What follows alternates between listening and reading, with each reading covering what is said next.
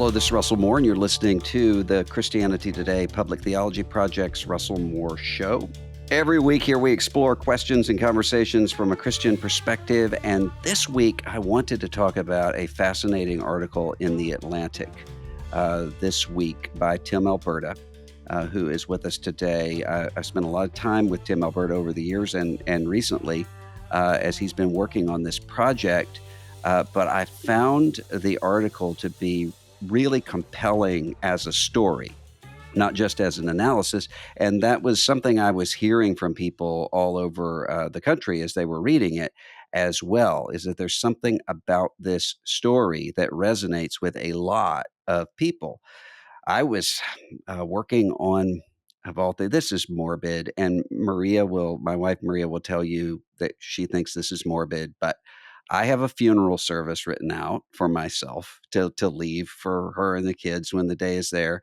And the other day I was adjusting it because I was looking at some of the people that I would ask to do eulogies that wouldn't want to do eulogies for me after 2016, and some of the things there. Didn't want to put them in an awkward situation since they don't talk to me anymore. And I was taking them off and replacing them with new people that I never would have imagined to be speaking at my funeral. And it just occurred to me, this is sad. And and yet, this is something that almost everybody has experienced in recent years over something. I mean, and especially within local congregations. So a lot of people were really compelled by the story that this article tells and the analysis that is there as well. Tim Alberta, you will know, is the author of American Carnage, and as a political reporter and correspondent for many years.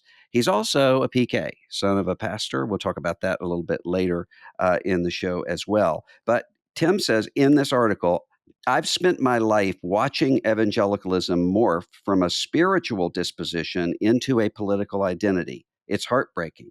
So many people who love the Lord, who gave their time and money to the poor, became compulsively political, allowing specific ethical arguments to snowball into full-blown partisan advocacy, often in ways that distracted from their mission. And so we're going to talk about that today. The article is called How Politics is Poisoning the Evangelical Church. Tim Alberta, welcome to the Dr. Moore, it's great to be with you. Thank you for having me. And I have to admit that a minute ago, I thought that you were building up to a request that I deliver one of the eulogies at your funeral, that when you were Hey. reevaluating your list. And I was getting really excited for a minute, thinking, oh boy, now this is giving me a reason to get my cholesterol down and make sure that Well, for many, many years, I was in an environment where what people would do at funerals is have open mic where anyone could just come up and say whatever they wanted. And I would think even then, there is no way I want that happening at the funeral. no, it's dangerous. This piece that you wrote for The Atlantic, when I mentioned that what I'm hearing a lot from people is not just the analysis, but the story. You you started and framed this article with two pastors, and the experiences of two pastors. Can you tell us a little bit about those stories? Yeah, of course. What was interesting, and you know this obviously because you and I have talked about it throughout my reporting over the past year, but I've really been casting a very wide net and doing a lot of reporting from a lot of sort of medium-sized churches in medium-sized cities and towns around the country, and just trying to gather from the ground up a lot of stories and a lot of information and perspective about what's happening inside the evangelical movement right now. And it just so happens that in all of my travels, all of these different places and different pastors, different congregations, the two most compelling people were right here in my own backyard in suburban Detroit. And for very different reasons. One of the pastors, a man named Bill Bolin, he leads a church that's actually in my hometown of Brighton, Michigan.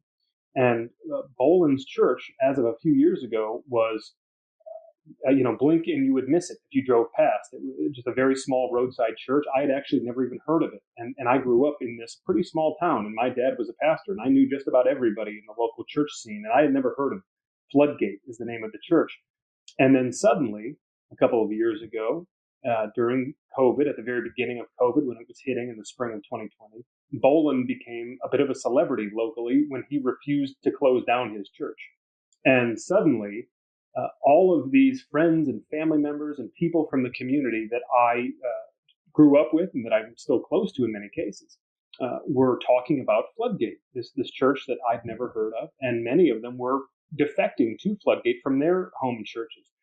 And just immediately, I said to myself, I've got to go see what this is all about. I've got to see this with my own two eyes. And so I did. And right around that same time, I had gotten to know, at first through email correspondence, another pastor in the Metro Detroit area named Ken Brown. And Ken, in many ways, was sort of the polar opposite of Bill Bolin. Bolin had really built his church around an explicitly political identity, and unapologetically so. He had really staked his church's rise to this idea that pastors had gone soft, that Christians weren't being active enough in the political arena, and as his church grew in size, by virtue of his defying the government's orders to shut down churches, Bill Bolin sort of leaned harder and harder into not just political debates, broadly speaking, but into a lot of really fringe political ideas and ideologies and conspiracy theories. And Ken Brown, whose church isn't too far away in the suburbs of Detroit, was sort of doing the exact opposite. He saw a lot of that same tendency to get political and to reach for the conspiracy theories and to buy into things like, COVID is a hoax, or the election was stolen, or any number of these other things. He saw that percolating in his church. He saw it happening in churches in his community. And he decided to basically do the opposite of Bill Bolin. He decided to engage with the politics in a completely different way, which was to get up on Sunday morning and challenge his people week in and week out and say, listen, this stuff has no place in the church, not just because we should be sort of separating ourselves from anything that might be divisive or polarizing, but specifically because Christians are supposed to be people of truth. We are supposed to stand for truth in public life, and we are supposed to represent something more to the culture than just what is the latest political outrage. And so these two men that I spent more and more time with throughout the past year and a half, I just came to see them in many ways, Dr. Moore, as sort of a yin and yang almost. That they were swimming in the same little body of water, but they were making sort of distinct patterns, and they were in many ways. I almost found myself like the scene from the film Platoon, when the young private says that the two sergeants in the platoon, one who was the ruthless, vicious pragmatist, and the other who was the sort of starry-eyed romantic idealist. And the young private said, I felt like a child born of these two fathers. And the more time I spent in these churches, I did feel a little bit like a child born of these two fathers, like these two men you could almost sense in real time wrestling for the hearts and the minds and the identities of so many Christians in these communities that were so like-minded to begin with. One of the things that's interesting to me, you talk about the church Floodgate, not you'd never heard of it, and then suddenly it wasn't just, I'm taking from the story, it wasn't just that the church became more well known when some of these things were being preached about. It's that it also grew. Is that right? This is now substantially more people after he started operating in this way. That's exactly right. Yeah. So when I mentioned that I started seeing these defections to the church, of course, that's just anecdotal. And so, a friend here, someone from my home church there, and how do you quantify that? Well, you quantify it by showing up and realizing that suddenly there are many, many hundreds of people attending this church. Just a few months after it was drawing 70 or 80 or 90 people on a given Sunday, suddenly they've got 500. And then a few months after that, they've got 700. And today they are north of 1,500. And this is a church that for the previous 10 years, under this same pastor's stewardship, again, their average on a Sunday across a couple of services was about 100 people. And now they're averaging on some Sundays, they're pushing closer to 2,000 people, depending on the week.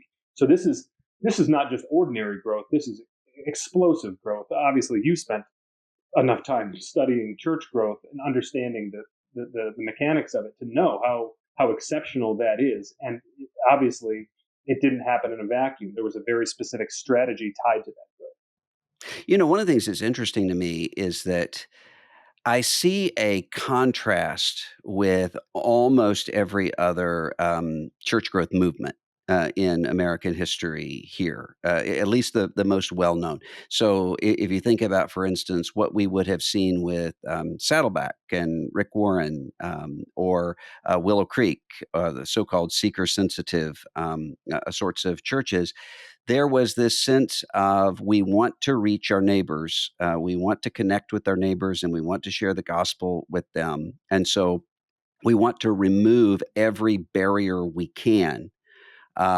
except for the gospel. That should be the scandal. So if that means that we dress a different way, if we play music that's more understandable to the people in our communities, if we drop some churchy lingo that people don't understand, what they thought they were doing is, as the Apostle Paul says, I became a Jew to the Jew and a Greek to the Greek. I became all things to all men, that I might by some means reach them.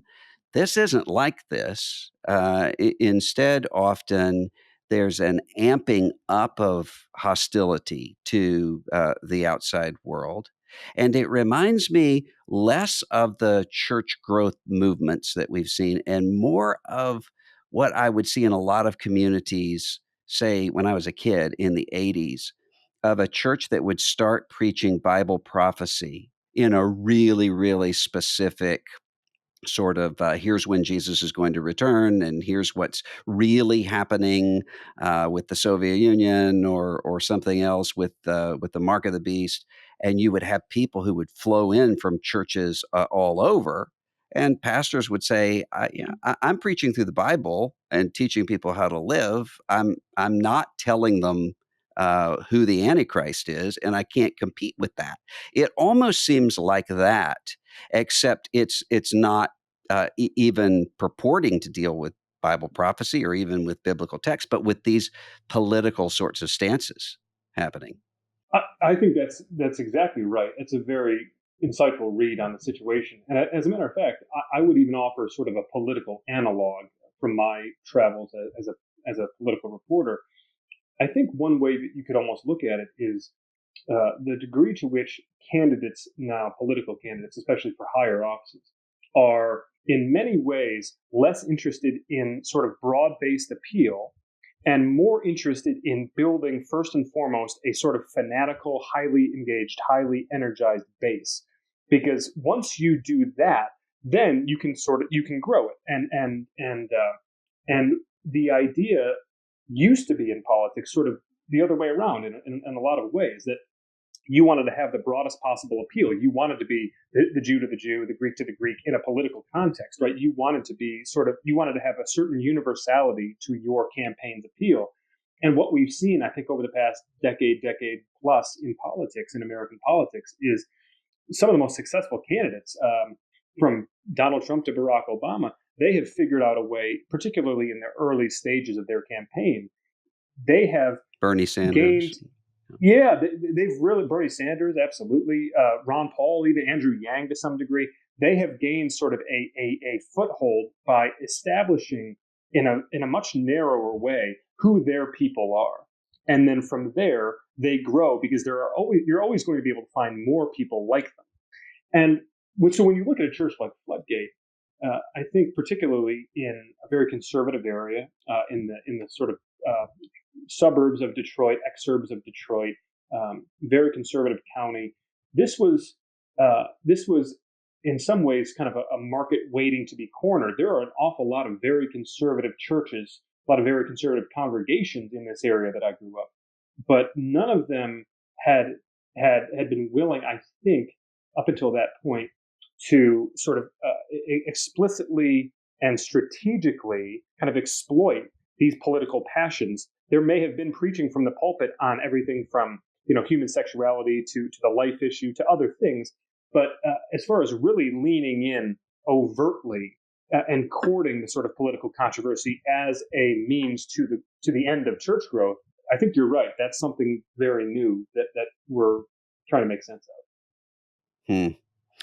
And one of the things I think that also is a parallel with the political world, that I'm seeing in churches is that if you talk to, as you do, I know, and I do, often, to people in political office, members of Congress or others, you see so many of the people who one thinks of as the grown-ups, the sort of people who are experts, on certain issues, and they came into Congress, saying, "I want to do what, Sam Nunn did when he became an expert on armed services," or uh, what any number of other people. They came in and said, "I'm gonna focus on this. I'm gonna become an expert on this. I'm gonna know what I'm doing," and really did want to persuade people, of their positions.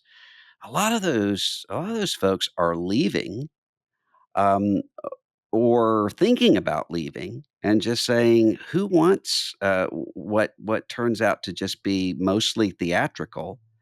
And I have conversations like that with people in churches, in denominations, and so forth, where there's a sense of, almost like studies have shown with social media, that most people are not Twitter trolls, or Facebook, trolls, but they go quiet or they just stop engaging on those platforms because they're not the kind of person who enjoys that sort of thing. And that leaves it to the people who do. And so you have this situation where I'm quite sure that in those 2 congregations that you're talking about, the sort of beleaguered, pastor figure here probably has a lot of people saying to him, "Come on, give us a break. Why are you people are always coming after you. Why don't you just do what they want you to do?" And then just sort of, go quiet, and then you end up with the situation that we're in. Are you seeing that? Do you see that parallel with political life? I do, and it's interesting. There's another pastor who makes sort of a shorter cameo appearance in the piece, and he actually leads a church, another church, a third church in Metro Detroit, where some of his folks had left during COVID and relocated to Floodgate. And there was one couple in particular who had relocated to Floodgate that I spent quite a bit of time speaking with when I was doing this reporting. And they described how this pastor at their former church was personally conservative, personally a pro lifer, somebody who they were close personal friends with, but that they grew so angry with him, so frustrated with him that he wouldn't speak up, that he wouldn't sort of plant a flag politically, that he wouldn't uh, kind of declare his affiliation, so to speak. And they got just more and more fed up with him and with the church for that reason, and eventually left. And what's interesting is this sort of ties back to the previous question, this idea of sort of narrow versus broad. I was asking him when we spoke, if you are pro-life, if you are, personally politically conservative, why not lean into these things? And he said, you know, these days that's the easiest thing to do. It used to be the hard thing to do in a church. You used to really be going out on a limb if you wanted to get political from the pulpit. But Yeah. now he said, if you want heads nodding, if you want slaps on the back and attaboys at the end of your Sunday morning routine, if you want to see explosive growth in your church, and if you want to see your giving go through the roof, then you give the people what they want. And he said, what's much harder, what draws the scrutiny, what draws the rebukes, what gets people sort of wagging a finger in your face and saying, why don't you just, do X, Y, and Z, is to hold firm, is to not engage with this in the way that some ministers are. And it's interesting. There's just not a. I take your point from earlier. There's in so many ways. what I've written about in this piece, and I think what the conversations both you and I are having with a lot of folks in the evangelical world over these past couple of years, it does represent almost something of a 180-degree reversal from everything that maybe we once understood about church life and the relationship between pastors and their congregations and what the growth models look like and what the incentive structures look like. It's all sort of being turned on its head in real time. Doesn't it feel that way to you? Yeah, it does, and it's very similar to what Yuval Levin talks about in A Time to Build, of a loss of a sense of institutions as formative to institutions as platforms. Yes. And I think that is really clearly the case. So if you think about a member of Congress who said, it was widely reported a couple years ago, I'm not investing in my staff in legislative staff, but in communication staff. I see that happening within church life as well, where you have this sense of what I'm here to do is to build this platform, not to necessarily safeguard the institution. And a lot of that, I think, has to do with the fact that the institutions have failed. In many cases, the institutions have failed.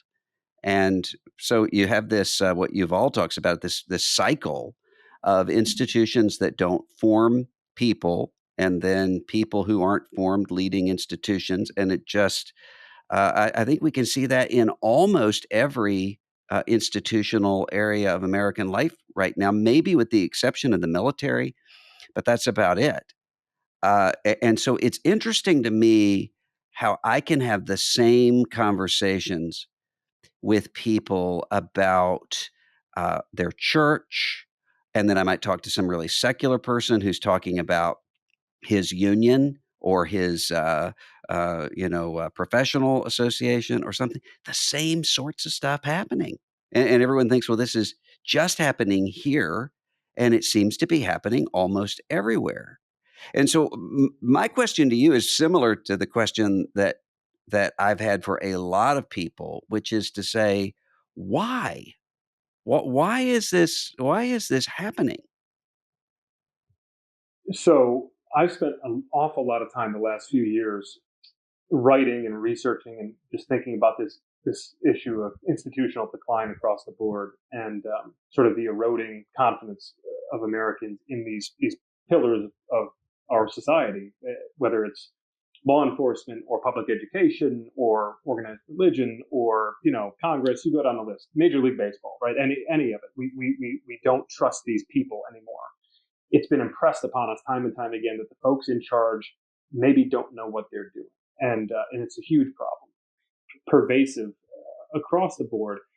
And I think what's really interesting is that in the church, I I had a number of interesting conversations, and I'll bet I'm sure that you've had some awfully similar conversations with pastors who, when I would ask them about this sort of adapt or retire mentality, that's the conversation that whenever you're sitting down with a pastor somewhere, you wind up getting to that place where they're sort of talking about it as far as, well, either I'm going to have to change what I do in some, not insignificant way to kind of meet this moment and to keep my people in line. And it's often not a matter of sort of bending the knee or acting out of cowardice as much as it is trying to hold this thing together, trying to hold their local institution together. And when I've asked them about the sort of retirement option and what then comes next, I've had a number of people say to me, independent of one another, that a concern they have for the future of the church is what's happening from the ground up in seminaries and in theological training. And I think that sort of ties back to your point a minute ago. When you have somebody like Paul Ryan a few years ago retires from the speakership, and I was sitting with him in his office just a week after he retired, 20 years in Congress, having risen from a backbench member on the Ways and Means Committee and the Budget Committee to eventually chairing both of those committees and then becoming Speaker of the House. And whatever anybody thinks of Paul Ryan, his rise in politics and in elected office in Congress was the traditional rise. He learned policy. He became an expert. He chaired subcommittees, and then he chaired committees, and then he became the member of the leadership and the Speaker of the House. that was that reflected a certain sensibility about how one gains influence and how someone uses their power to make policy, to make law.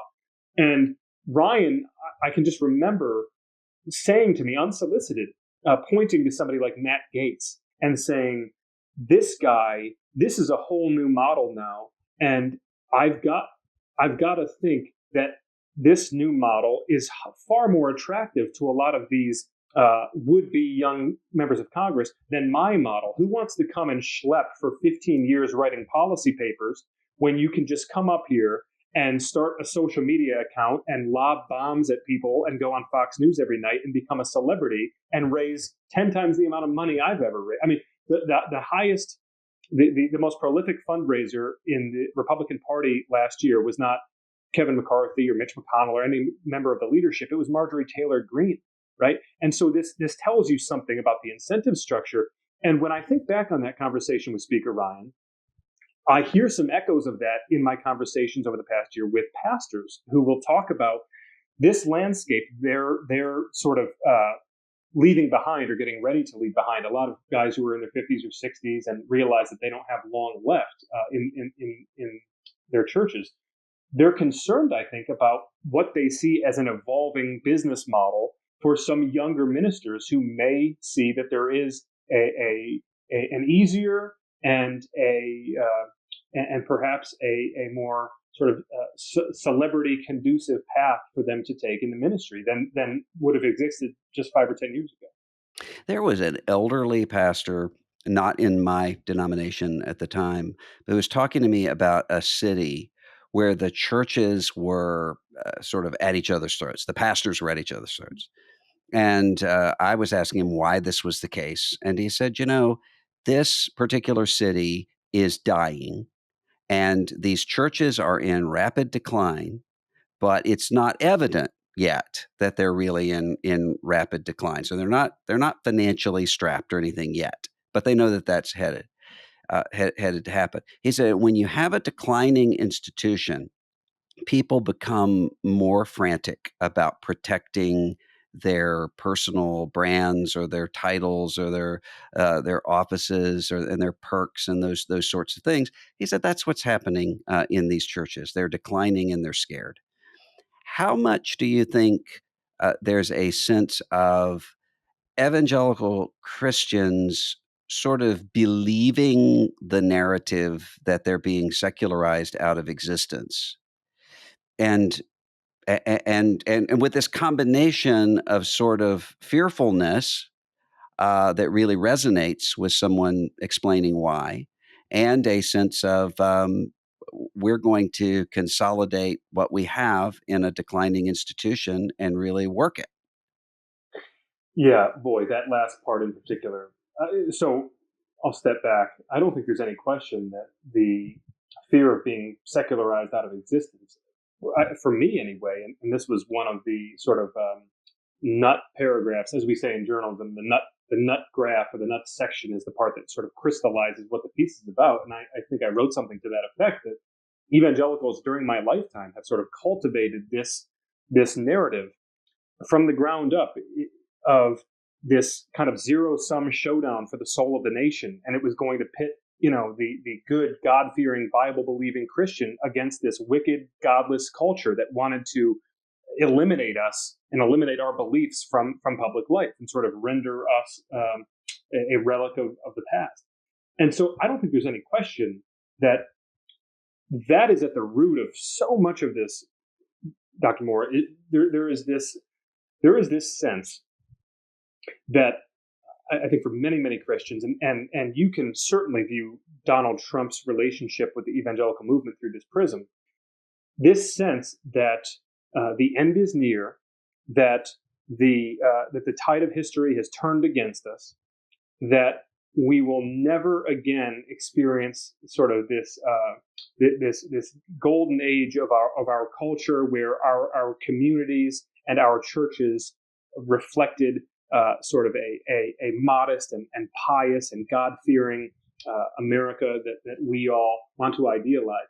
And therefore, since we're sort of coming around the bend here, and we don't have long left, it almost feels like it's this last stand mentality that we're not going to go gently into the good night, that we're not going to go out with a whimper. I mean, that's just Yeah. it's a visceral thing, and it's hard to quantify, but that's what it feels like. Well, I agree with you, and I think what's different from some earlier times, say the Hal Lindsey, late Great Planet Earth era from before, and then before that, some of the things going on with the Jesus people, and all the way back to Billy Sunday, is that there's a sense of apocalyptic nearness to the end, but it's not a nearness to the end with the return of Jesus. It's not Ezekiel.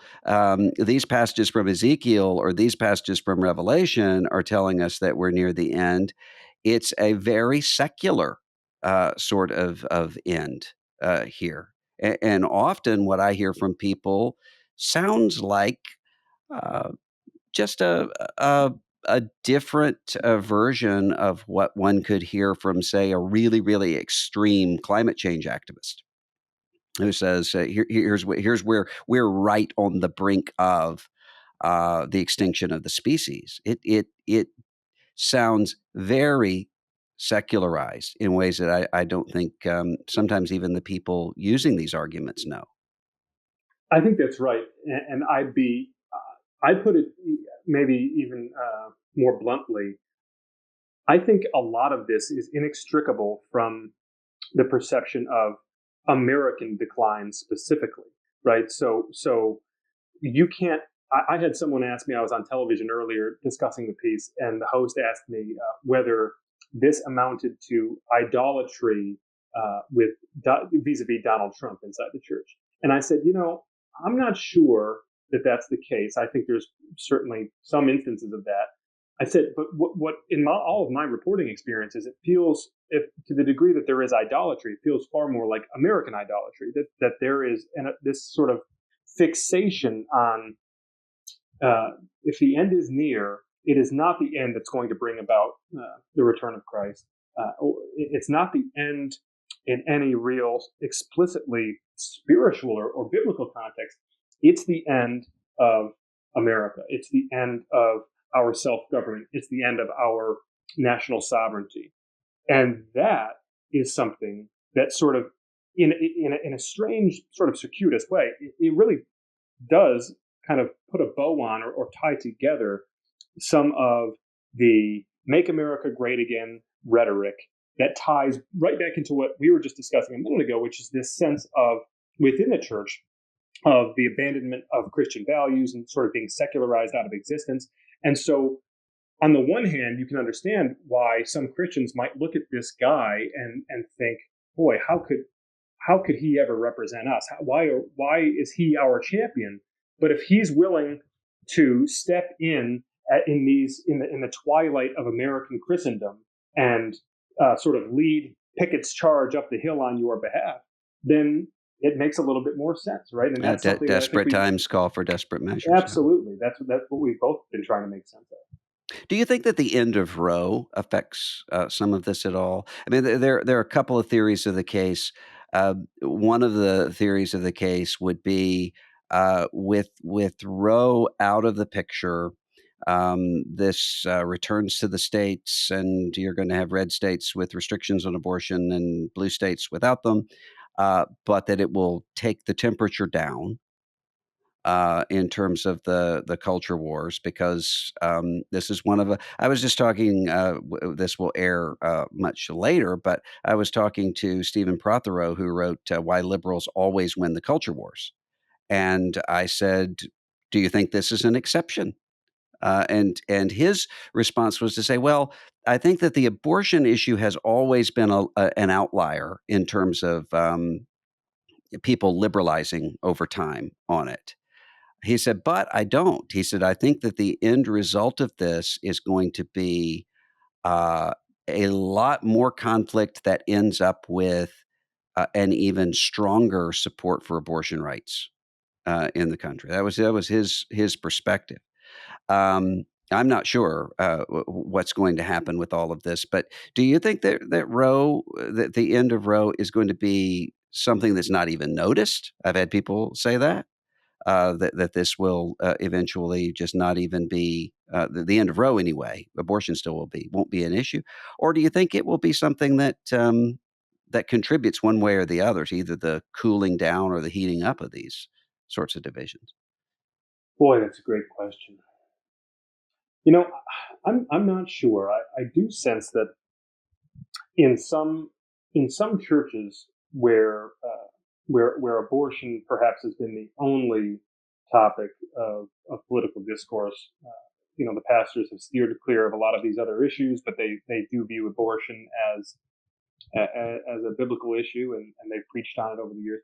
Um, you do get the sense that in some way the end of Roe and the sort of tossing it back to the states, and therefore every legislative race, every governor's race, every 2 to 4 years, creating this sort of localized debate around abortion in ways that sort of it kind of depressurizes the Supreme Court, and this question that has animated so much of the church dialogue around elections over the last 40 or 50 years, which is that ultimately this vote comes back to the Supreme Court and comes back to the issue of abortion.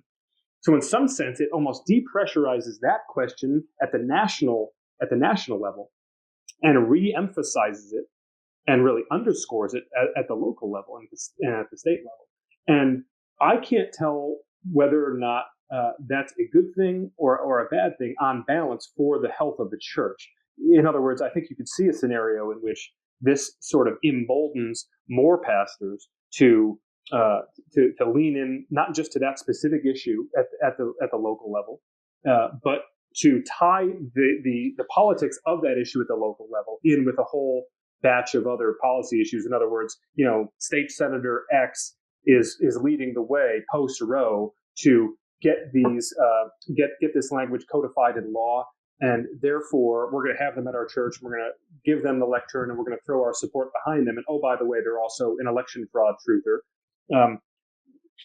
Versus, I think some other pastors who maybe heretofore have never been political at all, who may now view it as sort of a sphere of influence, sphere of control argument, that they would say, well, now that the Supreme Court has kicked it into our backyard, maybe I do now have an obligation to speak out on it. That's all speculative, but you could see it going either way, I suppose. Hmm.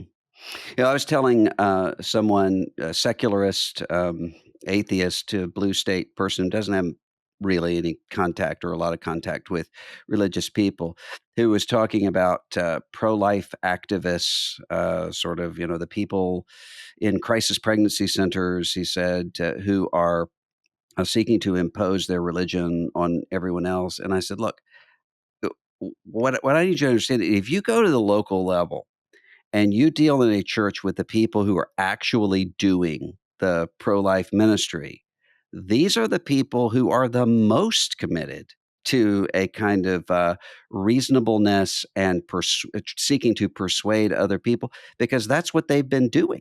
They've been seeking to persuade people life. This is what life is. This is why life is worth it, and really aren't sort of the kinds of divisive, polarizing political figures, whatever someone thinks of their position.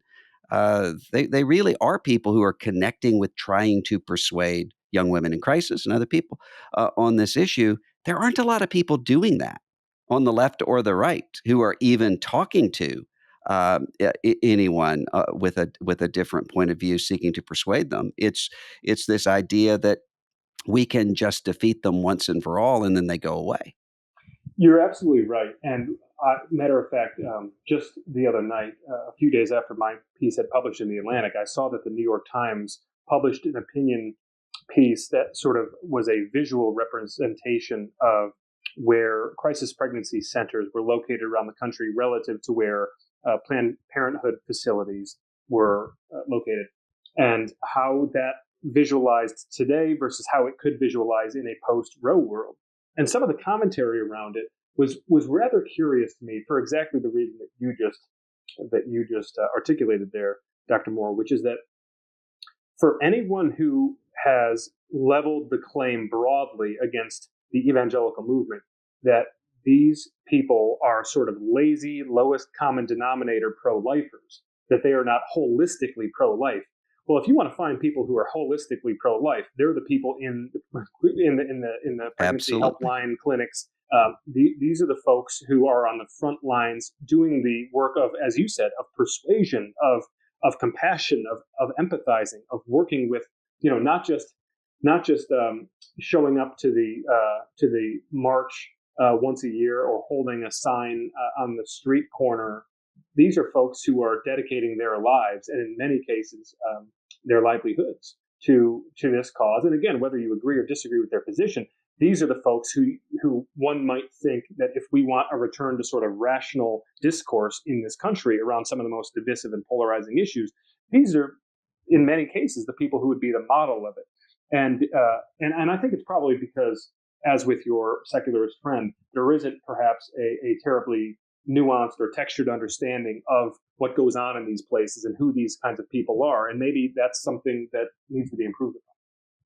Right around the time that your Atlantic piece was published, Ruth Graham had a piece in the New York Times about a specific pastor in Arkansas who lost his church over a lot of these political divisions. That could have been countless people that I know of, just sitting here, who have experienced that sort of thing, who are experiencing that sort of thing.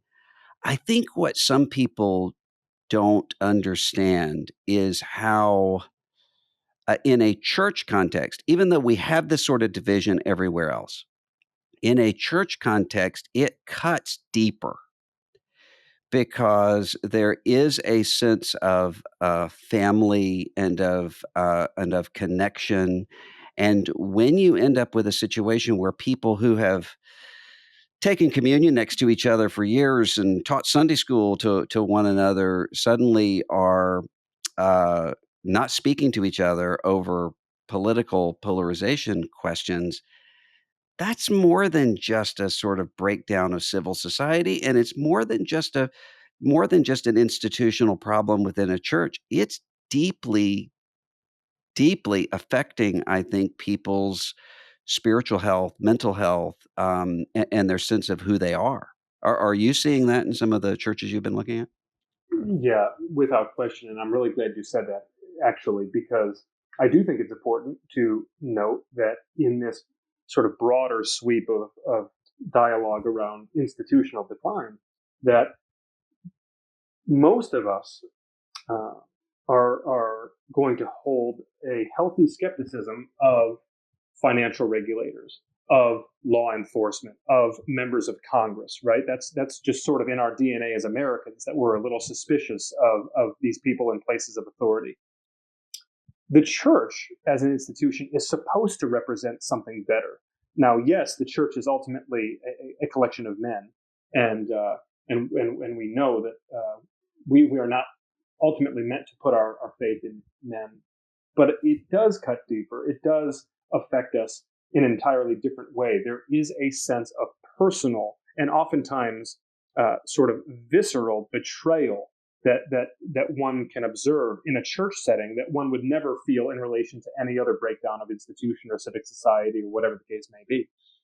There was a visit I had with the pastor that never wound up making its way into this piece. Maybe I'll write more about it one day. But this pastor was describing to me how, in the months following his decision to, after George Floyd was murdered in 2020, and he read to the denomination a letter from a black colleague of his, sort of pleading with his almost entirely white congregation and others like it to sort of step back and really do some thinking and be introspective uh, about race relations in America and the role that the church could play in healing. He described to me, this pastor, how for a period of months there was this sort of sustained guerrilla warfare against him inside the church, how about a dozen of his members broke away into sort of a sect, and they would ambush him, sometimes physically ambush him after he would leave the pulpit, and and wag fingers in his face and try to humiliate him in front of the congregation. And when that didn't I'm work, familiar with the dynamic. I was just going to say, yeah, I'm giving you PTSD just talking about it. And he said when that didn't work, they started circulating letters around the denomination, sending letters to the denominational leadership. Ultimately, at one point, he said a couple of members in the group photoshopped a picture of the church on fire and posted it on social media. Oh. Mm. And the punchline that I'm getting to here, I don't mean to be sort of cute when I say that, but this pastor was describing all of this to me, and it was apparent that he was emotional and he was in pain describing this to me.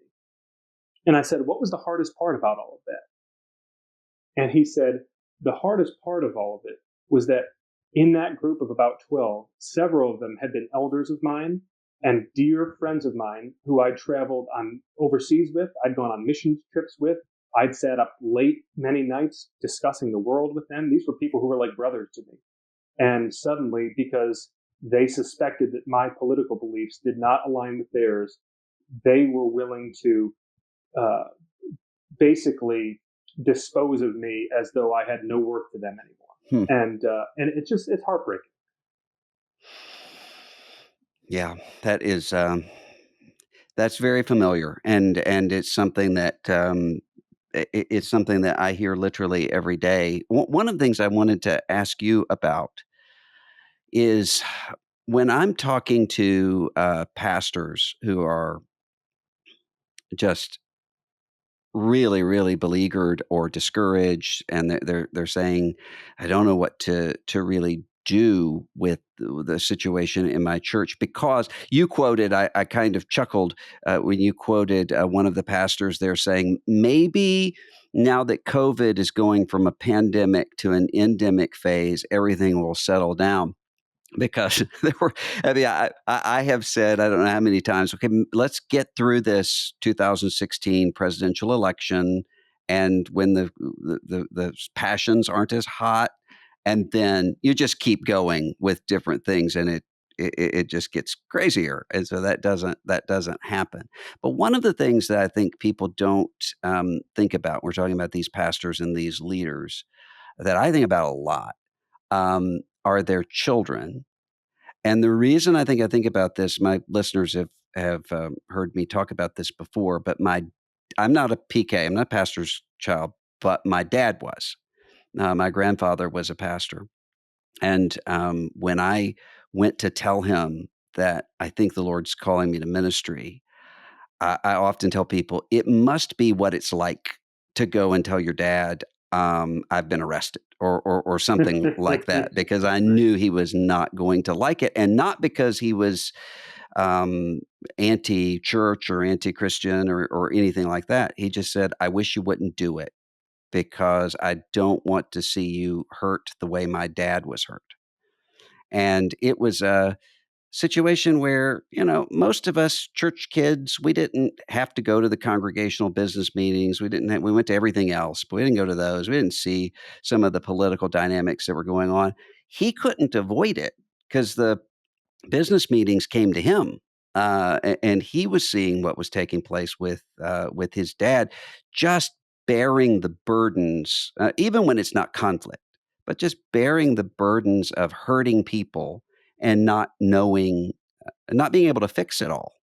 Uh, you know, how do you think growing up in a pastor's household maybe shaped the way that you see these political dynamics and these interpersonal uh, sorts of back and forth? I mean, I think that's a leg up on somebody in if they're covering Congress or the White House or presidential campaign, in just seeing the way that psychologies work and the way that people interact with one another. Did you see any connection there, or were those completely compartmentalized for you? No, no, I did. And it's a good question. I often think of my upbringing in the context of where I wound up professionally, and you know, a great journalist, and I'm not a great journalist. I think I'm a good journalist. But great journalists are just so thoroughly and innately skeptical. Hmm. And I like to think that I'm a pretty skeptical person. And when I trace back the evolution of my own skepticism, I do believe that a lot of it, at least at sort of at the human psychology level and at the institutional level, did come from the church, did come from having a front row seat to my home church, and and it's funny because in some way, even though the dynamics I describe in this piece are relatively new, and a lot of this world has been kind of turned on its head over the last 4, 5, 6 years, there are some elements of of of the church and its relationship to politics and to the culture and to this idealized America that I've been kind of grappling with my whole life.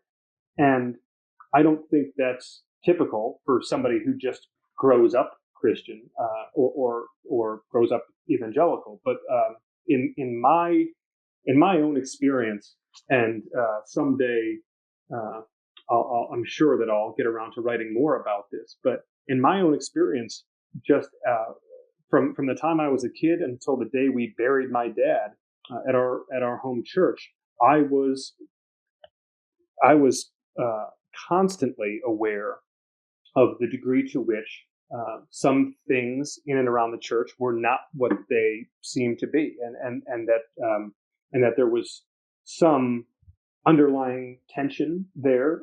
And again, not that that should be a total surprise to us. These are institutions of men, and if there's one thing that we're to take away from all of this, it's that that we know where our trust should and should not ultimately be placed. But there's no question that as I've grown and as I've reflected more, and now as a father myself and as a member of a church, in thinking about that relationship, I think it has probably affected me even more on the subconscious level than it has at the conscious level. But there's no way to compartmentalize it ultimately. Hmm. Well, last question for you. I've kept you too long, I know. But last question for you is a case could be made. I think someone said to me not long ago, 2016, it was the shock of it all. You had people who they just couldn't believe either that someone that they went to church with would support someone like Donald Trump, or that someone that they went to church with wouldn't support Donald Trump. It was just the shock of all of that. 2020, it was the circumstances with the stolen election conspiracies and COVID together. But this person said, I think 2024 will not be nearly as divisive as those two were in terms of church life and family life and so forth. I wish I believed that, but I don't think I do. I know you can't psychically look into the future, but you certainly know what the trends are. Yeah. Is the person who said that um, dangerously naive or perceptive? um, Perhaps blissfully naive is the better way to think about it, because I wish that I could believe it. You know, I've I've really reached the point now, and I wrote about this a bit after the event of January 6th.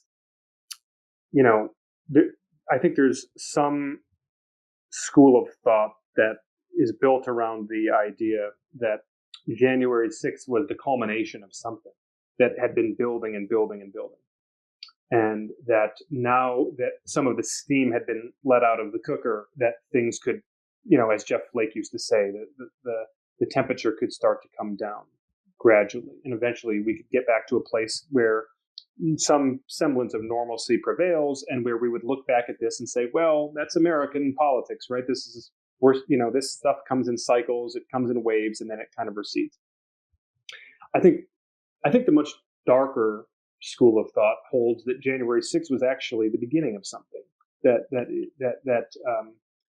yes, it had been sort of building, but that the first real crescendo here was not the last, and in fact, there are bigger shock waves to come, and that is the darker view of things. And in my gut tells me that it's the more realistic view of things. I cannot possibly envision a scenario in the near future in which these sort of internecine battles in the church subside, because I can't envision a scenario in the near future in which these sort of apocalyptic culture clashes subside, and one feeds the other. So I truly hope I'm wrong, but I'll tell you, Dr. Moore, in closing, the amount of, I mean, listen, I've written stories that have gotten big feedback in my career. None of them have ever touched this one. I mean, I must easily have at least a couple of hundred, more than that, emails that I'm trying to sift through right now. The stories from individuals and pastors, former pastors, it's just the scale of it. As I said earlier, it's staggering, and That does not surprise me. I just don't think that sort of thing suddenly cools down. It's going to take a much longer cooling off period, and I really do pray that we're that we're close to that cooling off period. But I sense that we're not. I think we're in this for a little while at least. Hmm. The article is called "How Politics is Poisoning the Evangelical Church." Tim, Alberta, it's a fascinating conversation with you, and always good to talk to you. Thanks for taking time to be with us today. You're very welcome. Thank you for having me. Listeners, thank you for listening. Be sure to send this episode to someone that you think would enjoy it, and to review the podcast wherever you listen to podcasts. That helps people to find the show. If you're listening on a smartphone, tap the cover art and you can find resources for you, including a link to the article that we've been talking about and to Tim Alberta's books. And while you're there, check out Christianity Today, founded by Billy Graham. You can have a trial membership there. This is Russell Moore, and you're listening to the Christianity Today Public Theology Project's Russell Moore Show.